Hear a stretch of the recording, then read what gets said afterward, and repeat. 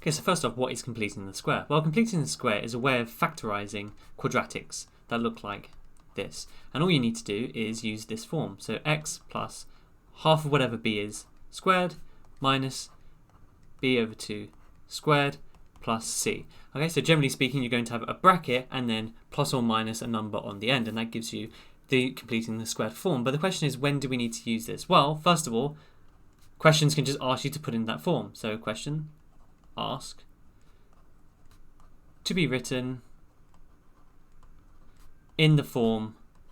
So some questions will just ask you to write quadratics in the form of x plus a squared plus b, and you need to find out what a and b are. The next time you need it is it can give you the coordinates for the minimum points of a quadratic. Okay, and we'll go through how to work that out in a second. And lastly, you can use it to actually solve the quadratics. Okay, so if, for example, this quadratic was equal to 0, we can use the completing the square formula in order to find out what the solutions are in a faster way than using the quadratic formula, perhaps. Okay, so let's go through some examples, shall we?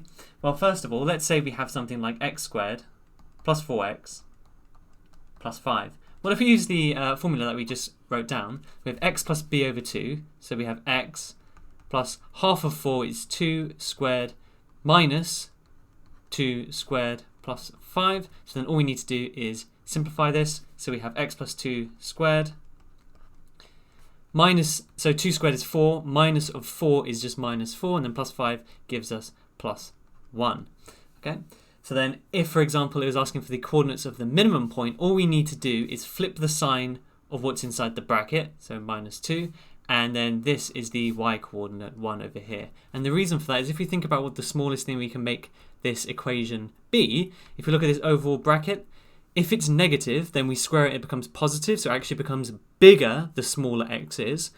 And if it's positive, it gets squared, it becomes more positive, so it becomes bigger.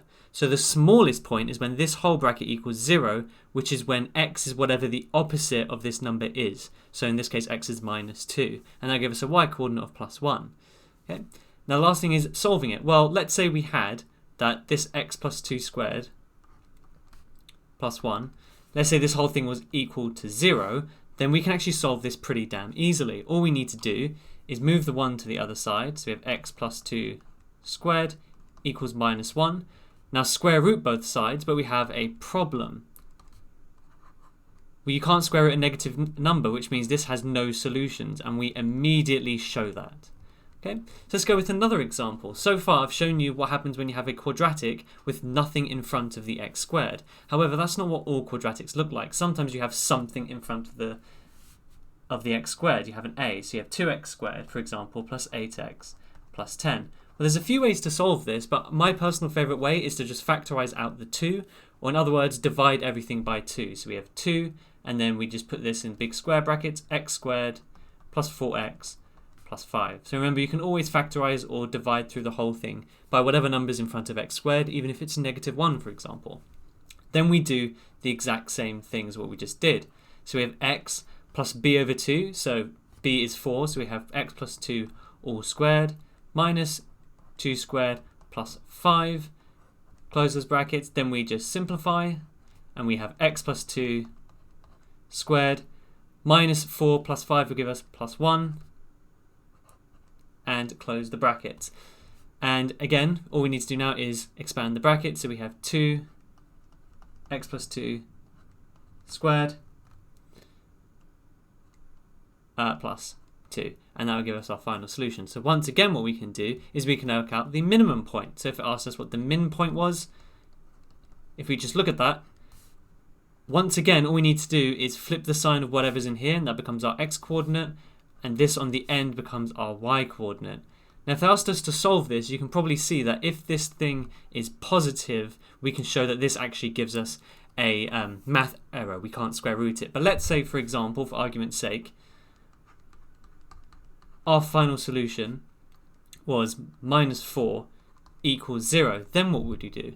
Well, the first thing we do is move over the 4 to the other side. So we have 2x plus 2 squared equals 4. Divide both sides by 2, we get x plus 2 squared equals 2, square root both sides, we have x plus 2 equals plus or minus the square root of 2, and then move the 2 to the other side to get minus 2 plus or minus root 2. So now you have both solutions for your quadratic, and it makes it a lot easier. So hopefully that kind of helps you out and gives you a brief overview of completing the square. I have a link to a video on screen now that will help you with some exam practice. So I'll go through a bunch of exam questions, and I'll see you in the next one.